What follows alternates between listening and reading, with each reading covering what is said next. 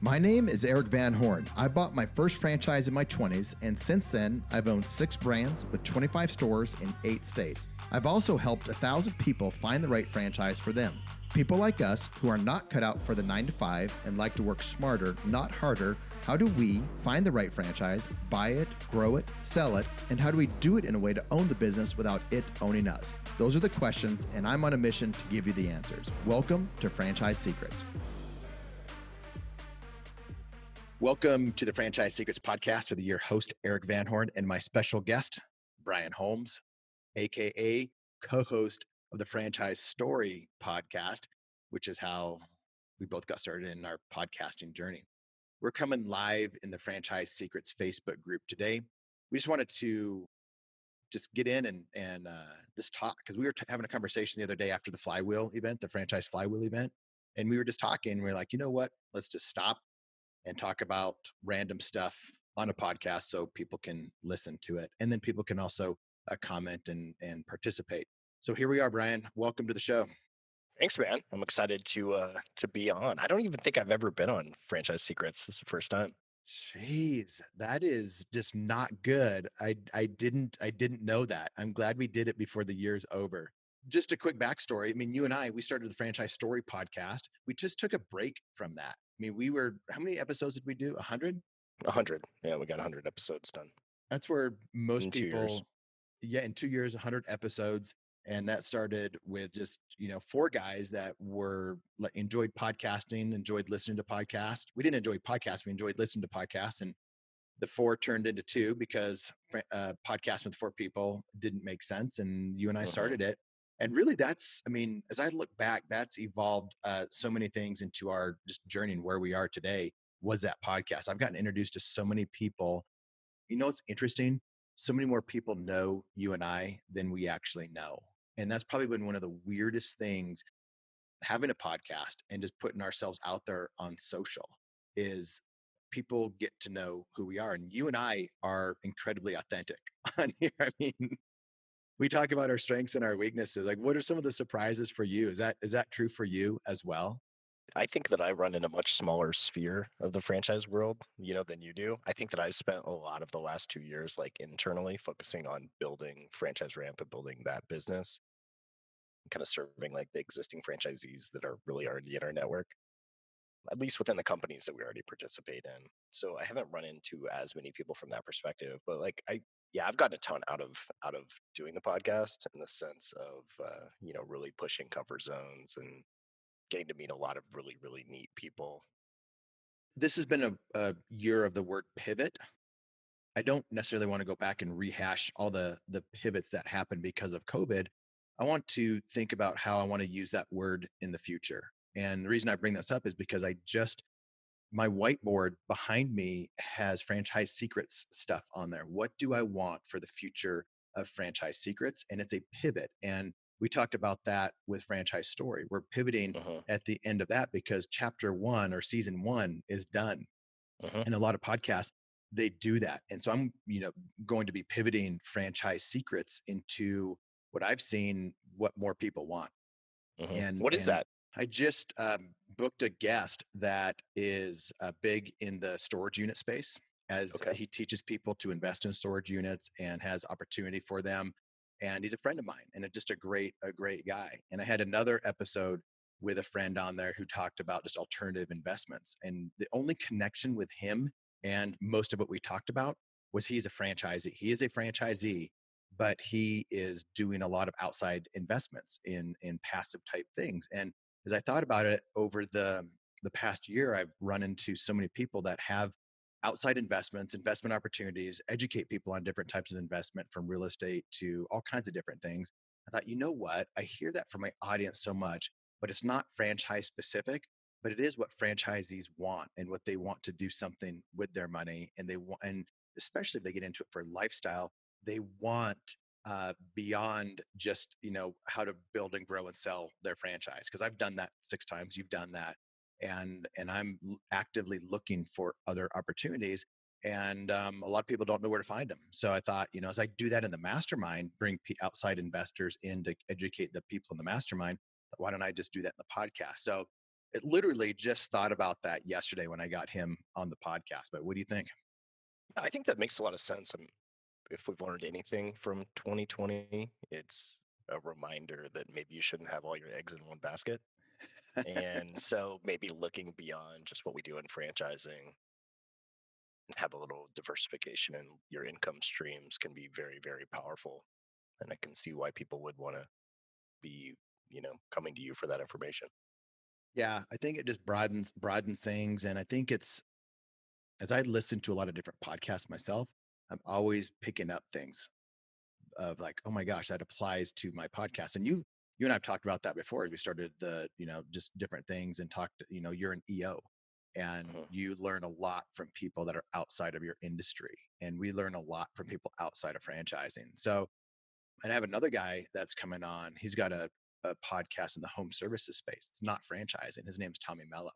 And I think Mhm. it's called Home Service Experts, and he's interviewed, a lot of people that you and I know in the marketing world. So as I thought about him interviewing Jay Abraham on a home services podcast, I thought, well, there's a lot more in common that his audience can learn a lot from Jay. My audience can learn a lot from Tommy that are outside of franchising because it just brings a different perspective. But he's crushing it in the home services space, and beyond that, he started a podcast. So he's gotten to know a lot and learned a lot over the years of doing a podcast. So he's another one bringing people that are outside of franchising inside the franchising world because they're experts in something. Yeah, that's one of the things that we're really focused on doing for franchise flywheel, right? Is that idea of perspective and expanding other people's, perspective. Like when I spent the first 10 years of my franchise in, career in a single brand, just really focused heads down on that brand, I definitely lacked perspective. And like you said, is it doesn't necessarily have to just come within the franchise industry, people who think and do different things than us can inspire us within the businesses that we or the constraints that we have for the businesses that we work in, and that's very, very powerful. Yeah, I think I if I made a mistake, and it might not even be a mistake, but if I had my mind was blocked with something that was I only want to bring in franchising people into the Franchise Secrets podcast or to help with the franchise mastermind. But I think that's very limiting, because I want to bring in the best people that can serve the audience. And the audience is franchisees who are, run franchise businesses, but they're business owners at the end of the day, and they operate within a franchising system. So why don't I bring in the best of the best that can help them inside their business, not just because it's a franchise? Yeah, and you might not have thought of that if you weren't listening to the people in your sphere, the people who do consume the podcast, who do consume your content, what they're looking for. That was one of my other biggest takeaways from 2020. It isn't necessarily about what I think and what I want to provide to the market, our audience. It's what's going to add the most value to them, because I may be at a different place in my journey than they are. So maybe they need something that like we really worked on, 5 years ago, or maybe they're 3 steps ahead of us on their journey and they need a different form of content to fill that need that we don't even know we're going to have yet. Yeah, I mean, I had that on the whiteboard. I just erased it to fill up franchise secret stuff, but that is something that you talked about the other day. It's just a normal conversation that you and I were having, just because we bounce stuff off of each other. And I wrote that down, and I realized there are things in my groups and my spheres of influence that I had pigeonholed the audience and I into like what I want. And especially as I was doing the mastermind, because I wanted the mastermind to be something that I enjoyed and I wanted, but also I wanted it to serve the right people. So I guess, I put myself in as that ideal audience for that particular thing, and that was okay. But most of the time we can't do that. If you are not the ideal audience, you need to find your ideal audience. And in franchise ramp, I mean, you have multiple brands, multiple units, but there are other people that you need to be thinking of as your customer. And even like with the franchise story podcast, we need to think like, who are we serving, and franchise flywheel. I'm excited about franchise flywheel. Yeah, I think that all three of those things and secrets in the same is like they started from the same place, like the kind of basic level of, hey, this is something I'm really interested in. This is what I want to create. This is how I want to do it. And at some point, you need to open your ears and say, okay, I did that and it's got us to this point, but I want to listen and evolve in the way that really serves, like at Franchise Ramp, it's our clients. I try to talk more and more and more to our customers to understand what are they looking for from a vendor. And it's honestly, it's just not the things that I thought it was when we started the company, right? So figuring out how to adjust the way that the company's structured and the service that we provide to really serve their needs. And I think that translates kind of to all things. It makes me also think about operating the franchises that I own. Like I think I know what my, Club Pilates members want or what my Liberty Tax Service, clients wanted. Like, but I probably didn't do a good enough job asking them along the journey and getting their feedback and their perspective. How do you do that? Like as a franchisee, how do we really know what our customers want or they need, or even even a step back, Brian, who our ideal customer is within the brand, because that dictates where we go and where we start and how well we actually do. Yeah, there's a bunch of ways to attack it. In the most simplistic way, it would be something like surveying your audience, right? And so we've gotten better about doing that and like sending out surveys and asking questions. And anybody that's done surveying on any sort of scale knows that like the quality of the questions and the structure of the questions really kind of determine the outcome and the quality. And really, by the time you do the survey, you almost need to go back to the people who completed and ask follow up questions to really get the value. So I think that's the most simplistic way. Probably the way we all should want to achieve it is through our teams, right? So talk to our managers, our staff people about having conversations with with their clients, with their members, with their customers about their experience and what they're, what they're getting and what they're looking for and maybe where we're not being successful. And then as like an owner, that's something I had gotten so far away from was going out and actually having conversations, with my clients. It sounds crazy to think about, right? Like at one point we were both the guy behind the desk or the guy behind the counter doing the work, but as your companies grow and scale, eventually you spend up all your time on, kind of leadership management activities, working on your business, not in your business. Well, over the last, 6 months, I've realized like I need a certain amount of in my business to go with on my business. And so for me, that means, with Franchise Ramp, 5 to 10 franchisee conversations every week. I want to talk to our actual clients, understand what they're experiencing versus what I think that they're experiencing as, filling the like CEO role within the company. So you just said what you think they're experiencing. I think the same thing as you mentioned that about the managers getting out there and listening to the customers. Us as owners need to give them the freedom to be wrong in what they think that they're doing and really open up that door, or else they're just going to regurgitate. They're going to hear what they want to hear. And that's exactly opposite of we want. We don't want them to hear what they want to hear and regurgitate that back to us. We want them to hear with a fresh set of ears or listening to with the goal of learning something that they didn't know before. And so if we just tell them to go listen and to learn, I don't think many people are really really good at listening for the things that are counteracting what they think is actually happening. What do you think? One mistake I make, and I would guess everybody does, is wanting to defend your perspective with even the clients. Like they'll tell you something that like you just don't want to be true. It's not how you train your staff. It's not what you feel about the quality of your product.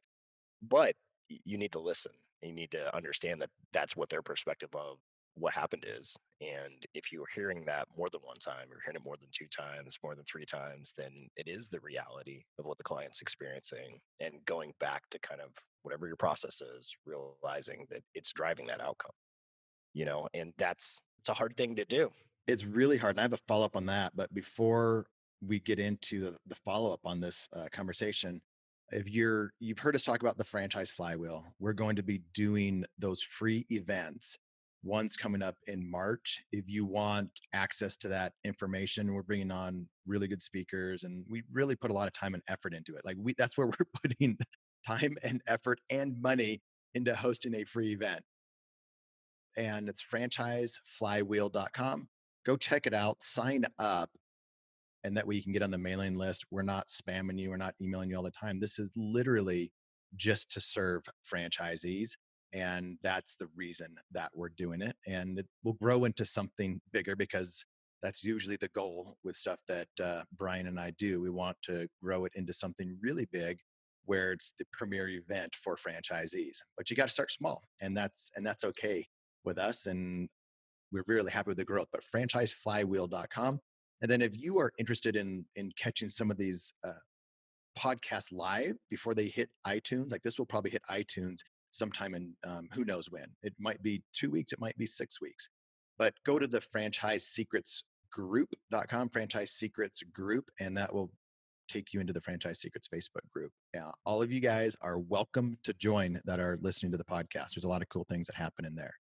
But let's get back to the question of questioning things to learn from our customers. We made a mistake in we made a lot of mistakes in one of the last brands that we opened up, and I think one of the things we wish we would have done differently is understand who the customer is, and not even just who is it's yoga the customer. And so we want to understand the yoga customer, and I really want to provide a lot of value to the group in here, Brian. So the customer is a yoga customer. We are getting ready to open up. We're looking for a location, and the natural thing to do is to see who's the yoga customer. And typically, you go to the soccer moms because the soccer moms are in yoga, and you see they probably are near a Starbucks and all of the things that you would think that would relate to a soccer mom.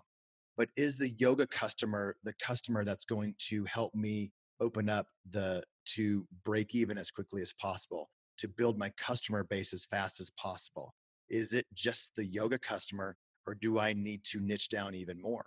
And what I realize in a new location that I'm going to do, and there's not a right or wrong answer to this, but these are questions that you just have to continue to ask yourself.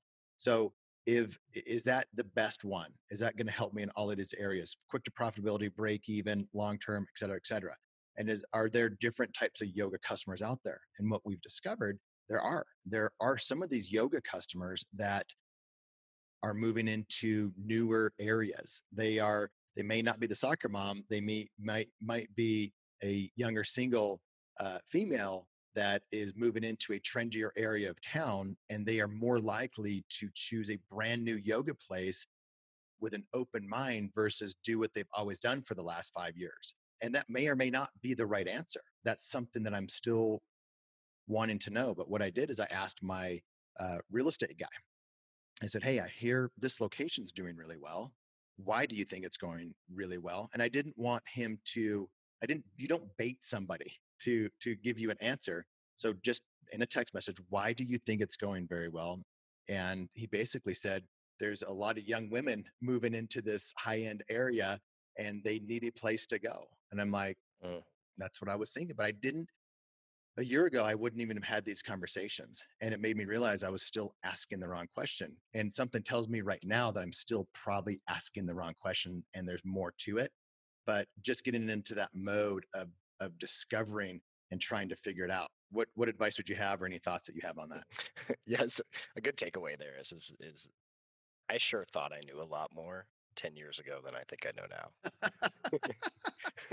Like 10 years ago, I honestly thought like I was pretty darn smart and and I could You and I figure, were both almost really, everything. we were a lot smarter 10 years ago, We weren't really we? were. We really were. And so, and maybe I would even say 24 months ago, I was a lot smarter than I am right now. And so, I am getting a lot better at asking those questions and not making the assumption that I know better, right? Like we all do need to kind of like take a step back. You do need to have a certain amount of confidence and just like that stubborn charging forward no matter what mentality that's probably driven a lot of people to the success that they do have. But also with that, taking a step back, asking the right questions, asking a lot of questions, not leading people to the answers that you want is that's a real skill. It's not something I think that comes naturally. And we do it subconsciously. I think a lot Mm. of times it's just weird. We just do that. And then I start to look around me and I just observe people around me. And it's so common that people lead people to the answers that they want. One of the things we do it as parents, you know, if I want my girls to go to bed, I'm not going to like really ask them what they really want. I'm going to ask them a question that gets them to do what I want, you know? So it's just what we naturally do. We manipulate. Yeah. I don't have that solved yet, so you might be at a higher level than me on this It works particular half the issue. time. Yeah, I just had a conversation with one of my partners and team members literally like an hour ago or less about how we needed to have a conversation tomorrow with like a key team member and listen to what they had to say. And this is funny. Like this really happened. And I told him I was like, I'm just not in a position to listen right now. So like, it's just not where I'm at, mentally. Like that was a conversation I had with him. I was like, yes, I know that these are their concerns and I'm not there right now. And so I had to digest on it a little bit after after the conversation with them and say, all right, get myself mentally prepared to do that tomorrow is to have that call, which is really important, and be in a place where I can listen and not just say, well, that's great, but this is actually how it is from my own perspective. It's funny that we're talking about this right now. What would you have done when you were smarter 24 months ago, 10 I years wouldn't have ago? asked. I wouldn't have asked. I would have just told. I would just be like, hey, this is what we need to do. And that's the thing. Like when you do that, you're not empowering your team, to really come up and lead and provide their ideas. Like, if your team members are on the front line, you need to listen to them. You need to take their feedback, even if it doesn't align with what it is that you think the situation is. Now, it doesn't mean they're always right because, Yep. there is certain things that, you have to learn in those conversations when my team says something like everyone, I automatically know that they're not right. Right. You're like, if they say like, hey, 3 out of 10 people, this happens. I'm like, okay, I can take that. But a lot of times it's 3 out of 10. And the statement is something like no one, everyone, Well, always. I know why. They're probably your copywriters, so they write really good ads, or they're really good because my girls do the same thing. They're like, all the time, you always do this, every this, or all of that. I'm like, no, it's not. But you're gonna sell something, or you're gonna make a good marketer at some point. But it's not all the time. We don't punish you all the time. You don't have to go to bed early all the time. It's so crazy how fast they pick it up. Like my 4-year-olds, boys, they're twins. One of them has really picked it up in the last like 3 months. The like never, like, hey, we're never gonna get there. We never do this. I'm like, we did it yesterday. So like, never is a very short time period. A 4-year-old, and we all suffer from that, right? Extreme descriptions. What else? What else are you? Give us some insight into the things that you're learning. Like, how are you going to learn different in 2020, In 2021, 2021 than really you did in focused on, 2020? so I said this on Flywheel, and it's like it's not changing. Like for me, 2021 is just all about blocking and tackling. It's like figuring out the most simplistic way to deliver value for a client of all the businesses that we're in. Because we can make things so complicated and so fancy, and I kind of call it playing business, right? Like you get into this zone where you're like, maybe you want your business to be bigger than it is, or maybe you want it to be more complicated than it is, and you start playing business. And that's kind of the opposite of the simplicity that most businesses can be run at. Like if your clients are happy, you're delivering value for them greater than whatever it is that you're charging, you're going to be successful. If that paradigm is broken or that structure is broken, then you're always going to be struggling with attrition or whatever the core components of your business are: poor reviews, bad reputation. you know um, Business is so much more simple than what I think we make it sometimes. Yeah, that resonates. I was on a call the other day with the Mighty Dog Roofing team, and I said, "How many times do you?" Talking to one of our marketing lead gen guys that is going to be doing onboarding stuff with all of our new franchisees. And I said, "How many?" And he's doing it with another brand that's kind of like a sister brand right now. And I said, "How many calls did you do saying the exact same thing?" He's like, "At least 20." And I said, "Why don't you record that?" We don't want you doing that.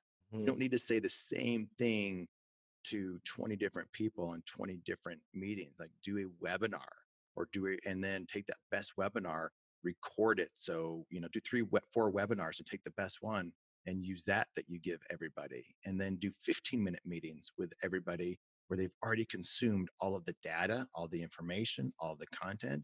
And now you can address their specific questions and you can actually help them and actually get to know them versus doing a data dump for an hour with 20 different people. I have similar type things of what I want to do. I'm going into new teams, new hires, new partners, new key team members in 2021, and I want to lead better than I've ever led in the past. Like, I want to be a better leader. Some of it's going to be, behind the scenes with me at Franchise Tribe and Franchise Secrets with me and my main guy. But at Mighty Dog Roofing, it's very much out in the public. And, a director of marketing. And then I just had another call with somebody yesterday that's, ahead of me on the franchisor side with marketing and especially content marketing. But I hadn't talked to her in 8 years and she's doing incredible things. And so she gave me some just great insight. So I just want to shortcut the processes, but not to make it complicated because it's so easy to do. And I had another conversation with somebody that is doing some, cool software stuff for franchisees to make things less complicated for franchisees so they can focus on things. And so it makes a ton of sense when you say that franchisees should be focused on the things in the business that move the needle and not focus on everything else. But it's so easy for me to start to get, into the weeds and into the cool gadgety stuff and to make things more complicated versus just taking a step back and doing that same thing myself from a simplification standpoint. I think a lot of people get caught up in the like shiny object, shiny new thing. Like, hey, this is and I don't think if you ask people, they'd say that they're looking for a silver bullet, but it's the same mentality, of like looking for the silver bullet, the shiny new object, like the thing that's really going to 10x your business or whatever nonsense that is. It's just the fundamental stuff. It is so boring, just focusing on the degrees of execution within the foundation of the business. And, you're talking about that change of recording the call and then having an hour recording and then just 15-minute one-on-ones. Like that is simple, right? Like that is the idea. Like it's going to take a little bit of extra work, for them to like get that one great recording so that everybody can listen to it. But, the benefit is that you're going to know that the prospect heard what you needed them to hear, and no matter how good of a salesperson, any of us are, is like, if we're going to have 20 conversations, we're going to have 20 different conversations because the franchisee or the prospect is going to have a different question, right? Yep. And so we may not cover everything. So, if we can make sure that they heard what they needed to hear, good or bad, right? Yep. Because when you're talking to somebody about a franchise opportunity, which you sold, or helped in that process way more than I have, there's pros and cons in all of it. Oh yeah. It's like, hey, there's a reason why this is a fit for you, and there's a reason why this is not a fit for you. And helping people to kind of like get to that truth. We work with 700 franchisees this year. And of those 700 franchisees, there's a definitely more than a handful that didn't buy what they thought they were going to buy and probably aren't actually a great fit for what it is that they did buy. I hear that in side conversations that are not in public forums like the podcast, like what you just said. But I had a conversation yesterday with the CEO of a brand that said the same thing that you just said. We have franchisees that were not a good fit for us. And I talked to somebody else that's a vendor for a franchisor, but serves franchisees. And he's not in the marketing space, in a completely different space, but as a vendor. And he said the exact same thing. And Zach Butler, who's the guy that is selling Mighty Dog Roofing for us, and he's a co-founder with me. We say the same thing, and we don't always get it right as a franchisor, but No. we can do. The franchisors can do a lot more to get it right if they choose to do so. As long as both parties are looking at it as, I don't know. I spent a whole episode on that topic, Brian. So you're absolutely right. I think the takeaway there is it goes back to you don't know what you don't know, and you need to ask the right questions, and you need to get some good advice. And I think the best advice is from top performing franchisees in any system. I mean, you get really good advice from top performing franchisees if you ask the right questions. And it's not just about like, is this great and how much money can I make, and would you do it again, because they're different than you. You need to ask better questions to top performing franchisees And again, not just in the thing that you're thinking about buying, but all across the board. When I've made bad decisions buying a franchise concept, in some ways, like, yes, there's a portion of, not asking the right questions, but there's another component of not understanding myself the right way. Right. So, one thing that I figured out is like an area development, or regional development opportunity. They're great, like, for the right people, but they're not for me. Like, so on Flywheel, we had, JD Bush on, who's just a rock star area developer, regional developer. It's his favorite kind of lane within franchising. And for me, I hate that lane. I don't want to do that. And I understand now that, like, I don't like selling franchises. I don't like really in that piece of the business. And I think, as a franchisee, really, you kind of need to know, what do you actually want out of the franchise opportunity that you're buying. Not to make this about franchise sales, but it is an important thing when looking at additional opportunities. Well, You know, speaking of franchise sales, I'm no longer helping people buy franchises like currently, and I doubt that I ever do that again. So I'm not a franchise consultant anymore. And I've talked a lot about it. I used to say I'm one of the top performing franchise consultants around, and that was true. Now I'm a former top franchise consultant, but everything that I've said in the past is absolutely true.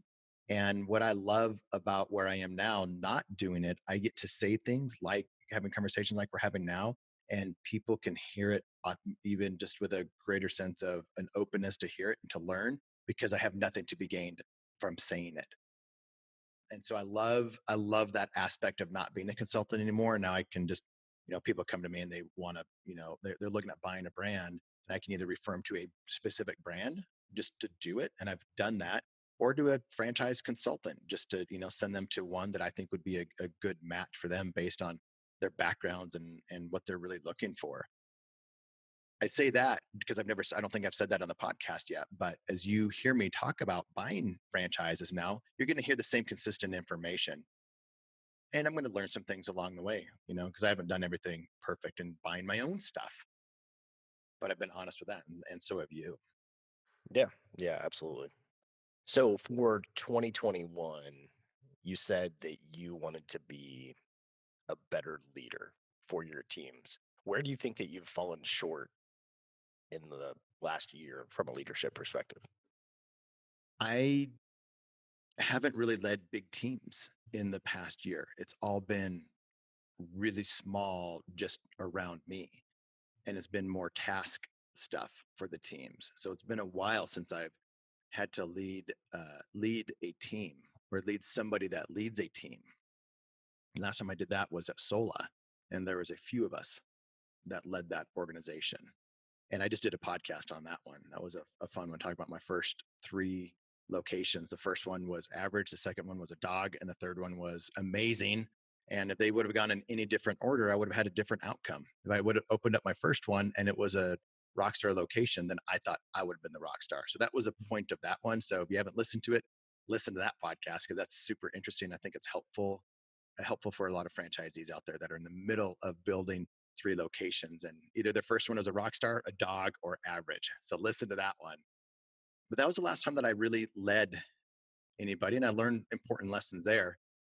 How to not make your managers cry in front of everybody. I did that, and I learned a lesson of how not to do that. I did things well with Mirko and just building the relationship and the rapport that turned into a lifelong friendship. As he left on incredibly good terms, and he just sent us an email this morning, the partners, on some stuff. So just, I learned a lot from that standpoint of what I did well and didn't do well.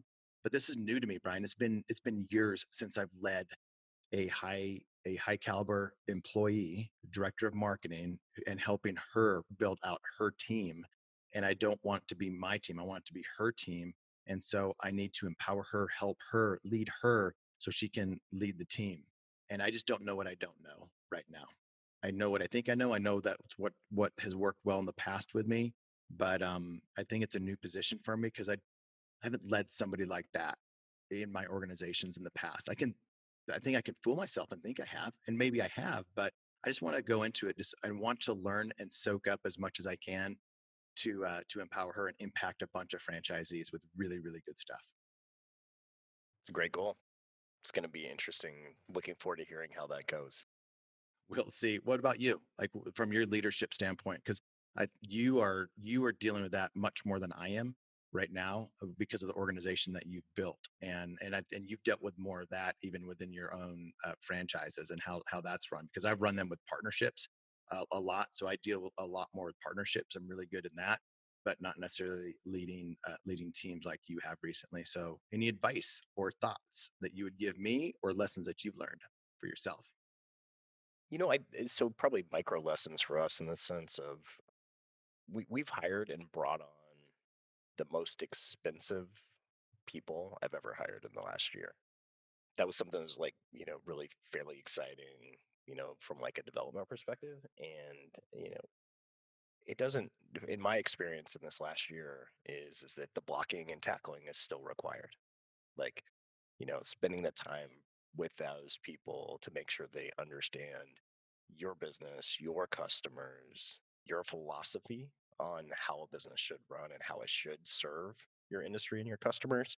And then making sure that you have, frequent check-ins, like you're really, really, really involved, right? In this sense where I kind of thought prior to this year is like you take these people, you bring in top tier talent and just let them run. And what our experience was, and it's a fairly small sample, but you can run really fast in the wrong direction unless Didn't we you're talk about that about a month ago, you and I? yeah. So bringing in that top talent, like it isn't any different, right? It's really understanding baseline expectations, like digging in, to your unique philosophy about your customer. Because let's say that you brought in somebody from Orange Theory Fitness and you brought them into Yoga Six or Club Pilates or like another fitness concept, like the way that Orange Theory presents itself in the market is going to be completely different, right? It's all fitness, it's all Mhm. membership fitness, but the product that you provide and the people that you serve are going to be different. And so how you need to do it needs to be different. And I think it's the same way whether you said, you're transitioning from, roofing to, any of the other home service industries.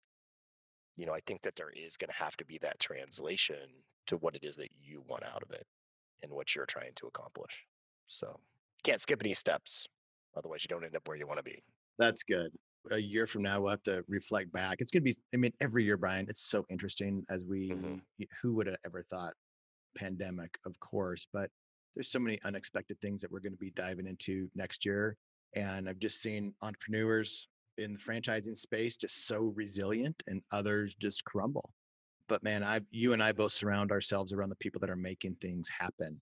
And even my partners are the types of people that make things happen. And we had just a partner call the other day with the yoga business, and like, how do we move forward with stuff? How are we moving forward? What's our mindset? And there's opportunities out there right now. Is it the same opportunity that it was a year ago of find a location and build something and then open it up and just stick to the playbook? The playbook's always has completely changed right now. And so we are looking at how our growth strategy is completely different as well. Again, it goes back to like kind of what we were talking about before, asking really good questions, understanding the market, and we're having to do that more than we've ever had before. Hey, I got a Jason here. Jason's in the mastermind, by the way. He said, I wonder if there's any specific personality trait that helps match people with potential brands. Would be interested. And then he said, be interesting to hear what some of those clarifying questions would be. There are people that think they have the magic formula. I've talked about this before.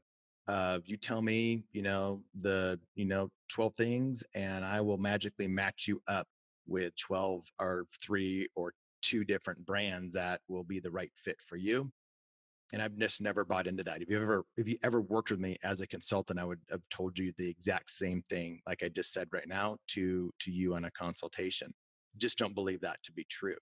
You just got to know yourself really well. You can't get sold on what you think something is. And if you start convincing yourself that something is, because you start convincing yourself, you start telling yourself what you want to believe, that's when you're just going down the wrong path. And at the same time, you can't be so negative about stuff either. You can't look at things like, oh my gosh, I'm just getting sold here. This isn't true and that's not true. Because in the sales process, you just have to know yourself and you have to be able to just be gosh, I don't know, Brian. It comes back to this. You have to, like you said, you have to be open, you have to learn, you have to ask the right questions. You have to be in that position of being the student and being open minded, but then you also have to be decisive when it's time to be decisive and not look back. And so when you're buying a franchise, you just got to research like crazy, get as much advice as you can, be able to differentiate if the advice is coming from someone because they had something specific happen to them, whether it was really good or really bad. You have to be able to take that information and do the right thing with it in your own mind and your own calculations of it's going to be a good fit for you. And then you just have to make a decision. And guess what? You might be wrong and you might be right, but you just have to roll with it. And that's entrepreneurship. It's so easy to be in both of those camps of like selling yourself on something being the right opportunity or selling yourself on something that it's not the right opportunity. One kind of thing I would think about that might help in the long term is, do you really like the product or service that's being delivered? And I think if you, What do you mean by like it? yeah, do you believe in it? Do you Believe in it. believe that the service that you're providing solves a problem for the people who buy it? So you're not meaning, do you enjoy it? Does it have good flavor? Does it have a cool thing? You don't Yeah, I mean really that. like ice cream, but I have no intentions of owning an ice cream business. But a lot of people would hear that when you say that. And this is just an example of asking a clarifying question and going Yeah. a little bit deeper. So like so keep going. Yeah, do you believe that the product that you're selling solves a problem for the person buying it? And it could be a fitness related thing, could be a beauty related, it could be home services related. And I think because that's one thing that will be a reality of the business the entire time you Yep. own it Yep. is, are you really solving that problem for the client? And can we do it better? Or are we even doing it well? Right. So that's always going to exist. The relationship with the franchisor is an evolution. Everybody on the franchise ramp team listened to the franchise story podcast we did with Cameron Harold about the life cycle that a franchisee goes through, and their relationship with their franchisor. I'd recommend anybody that hasn't listened to it, go back and listen to it. So the simplistic way of thinking of it is your relationship with the franchisor over time is going to change, and that's normal and should be expected on the front end. But the product that you provide should be very consistent. That's why it's a franchise, right? Like you got into X business to deliver Y product, right? So that might be your stable thing in the business.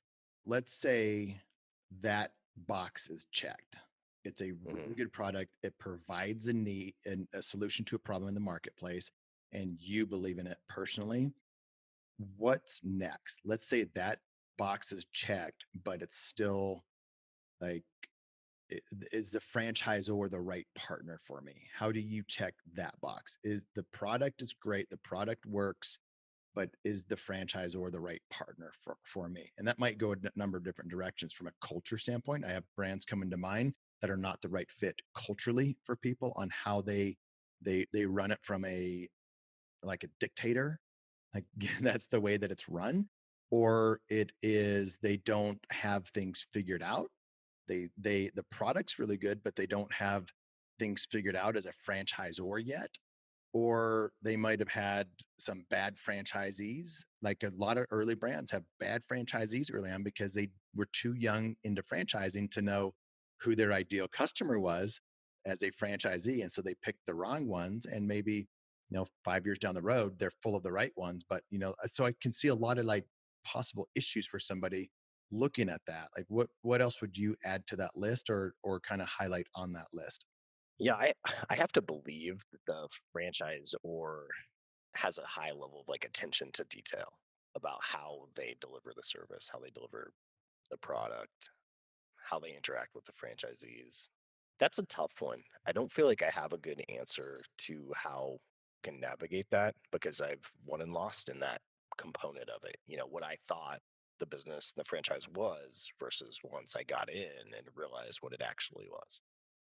So, asking harder questions and due diligence is definitely, important. And it's not just a lot of franchisees like, how much money do you make? Well, there's so many factors in how profitable a franchisee is. Talk about that a little bit because I had somebody on the other day to talk about that and they were a franchisor, but it's difficult for them to talk about. But that's important. Like if you could, like, there's like, if you just ask, how much money did you make? How quickly did you cash flow? The number that they give you could be wildly different than what's actually happening in reality. And it could be skewed one way or the other, right? Yeah, I mean that's one thing I see, very regularly with franchisees is and in business people that are not in franchising is they don't actually know their numbers. Like they don't know their profitability numbers. They don't know, kind of the fundamentals from a financial perspective with their business. But if you talk to 20 franchisees, you're gonna, find somebody who really does actually understand the P&L. Not everybody has an accounting background. People come from franchising from all different angles. It could be somebody that was in the marketing department or HR before, and maybe P&Ls are something that's relatively new to them. And even if they know the number may not be what you're thinking in your head. If you ask them, what was your cash flow year one? And it depends how they ran their business, how their CPA ran their taxes. And that depends on their lifestyle. What what's the goal? Is a goal to show income? Is it to show, there's different goals. It depends on if they have W-2 income or if they had sold another business. It depends on so many different things. It's just really hard to get an accurate answer on that. So I think one of the things that I've encouraged people, like right now, I'd be encouraging people to do is to know the KPIs, the numbers, like how many members or how many jobs or how many tickets or how many of this at what price, what's the average ticket of this, the average price of that, and then how many a day or week or a month of that thing is typical. And then I would follow up with, is this kind of average? What you're saying, is that average in the system? Are you average in the system, or are there people that are crushing it? Because you can get a lot more out of one person talking about other people than you can just out of themselves. But I'd like to understand the basics of the business, and I would want to go someplace real quick. I know we got to go, but like, what's the alternative, Brian? Starting your own business from scratch, where you don't have anything to go on at that point. Yeah, it's tough. Like franchise ramp is a from scratch business, and it's really the first significant from scratch business I've done. And I'm used to having the guardrails of the concept and like making it better. Like I took this culture index a couple weeks ago, and it helped point out that like I'm really good at taking systems and making them better. Going from zero is a different skill. So that, and that's a skill that I actually, you know, it is not great for me. So I'm really good. You give me how it should work, and I'll be like, all right, I can make that 50, 20% better, 30% better, 50% better. But if there is no system, then that's slower for me to figure Well, out. I'm going to drop that link into the Facebook chat here, and then I'm going to take it and Can you myself. compare? I'll compare. But what you just said is a conversation that I had with my director of marketing.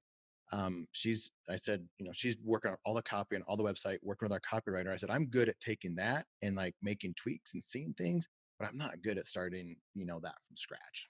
I actually want to circle back to like the prior topic, which is, we were talking about asking franchisees questions, when you're looking at a concept. I think that same feedback is how to talk to other high performing franchisees and asking them questions. I think that is almost done worse than even due diligence within a brand, where you're calling and you're trying to have a conversation with a high performing franchisee and like asking like, hey, what's your your silver bullet? Where was the magic in these outlying results that they've produced? And I had this conversation last week with somebody, and like they just wanted there to be a silver bullet so bad. And I'm like, it's not. There is no silver bullet. It's blocking and tackling. And then, like in that conversation, I could identify where they weren't being successful, and they weren't willing to address that either. It's not just for due diligence. We all need to do a No, better job of having conversations and figuring out what are the drivers for somebody's performance. man, I'm glad we put pause on the conversation. I erased your wisdom on the whiteboard so we could just start fresh here on the podcast. Any last bits of wisdom before I let you go? What are you planning for the holidays? Like what does Brian Holmes do in the last 10 days before the new year? Well, I'm super excited because, like I said earlier, my boys are 4.5 right now, and I've never been more excited as an adult for a Christmas because getting to see this all through their eyes is amazing. So what I'm going to try to do is take a step back, relax, enjoy this year because I know I only have this one time, where they're not just with them, but in general, this one time when they're 4.5, and not work too much and see how that works out. Same here. I like how you said try because I'm going to try. Prior Christmases, last probably 4 years, haven't been that busy. I haven't had a lot Mm. going on, but I've been working a lot these days. No more 4-hour work week. It has been go, go, go. And I find myself on the phone. I started all these like the Franchise Secrets Facebook group has gotten really active and a couple other groups that I'm involved with. And it's been so easy for me to get sucked into work and to get stuff done. And so I'm going to try to put the phone away, put the computers away, play board games and teach the girls new board games and things like that. I enjoy games and I've been teaching them some of the more complicated games. And that's been a lot of fun. And it's just, then I get competitive. I have my middle daughter gets competitive, and the other two are like, "Why do you get so competitive?" And so I'm like, I know why she gets competitive. And my wife is like, "Why is she so competitive? It doesn't even make sense." And I'm like, "I get you, Sienna. I know why you jump up and down when you win, and how you cry when you don't." But it's just those times, right? We never ever get those times back. My wife has lost both of her parents, and so it's Mhm. very easy for us to go into all seasons of our life with that perspective of like, what if this is our last? What if this is something's different next year? And I see so many friends around me that have experienced loss, that we typically have that kind of mindset in general, Brian, that help us just be more present with each other and with the kids and family. And I would say try. We don't. I'm especially me. I'm not always good at it, but I'm going to try, and I've got the thing that's probably more different this year than ever before is I have my 2021 calendar pretty much booked out. I've got all the masterminds scheduled. I've got the franchise tribe mastermind scheduled. Starting to do things that you and I are doing together. I've never done that before, and I remember Bedros when we were doing a mastermind together, Bedros Keuilian and I, his assistant said, "Hey, Erik, do these dates work for the next 3 years?" I'm like, "What are you talking about the next 3 years?" I'm like, "Of course they do, because I don't have anything planned. I'm working 4 hours a week randomly." I think that's part of me going into the leadership role and getting involved in different businesses, is me having to be more planned and structured, and that means structuring my time off, my downtime. One quick thing, last thing is we're going to be going to like the Florida, Miami area, the Keys, and then Disneyland for 2 weeks in January. So escaping the freezing cold South Dakota winter and having some fun there. So if you don't hear from me, see from me, that's where I'll be. Yeah. So I just want to say one last thing, Eric. So, having known you for a long time, like you are working a lot more right now, but it's so easy to see that you're excited and that you're having fun and that you're really enjoying and embracing these new challenges. And it's a lot of fun to see, a really close friend growing as a person. So congratulations to you on that. Awesome. Thank you. Guys, one last thing. You see Brian and I and our friendship, we really care about each other, and we push each other, we help each other, we point out each other's weaknesses at different times. You need to find people like that in your life, and they're free. You don't have to pay for it. So, whoever it is, go find your counterpart and build a deeper relationship with them in 2021. Brian, I appreciate you, my friend. Thanks for listening to this episode of the Franchise Secrets Podcast. Whether you're watching or listening, please make sure to subscribe to my YouTube channel and to whatever channel you're listening on. If you want my help with anything from buying a franchise to franchising your business, please visit franchisesecrets.com.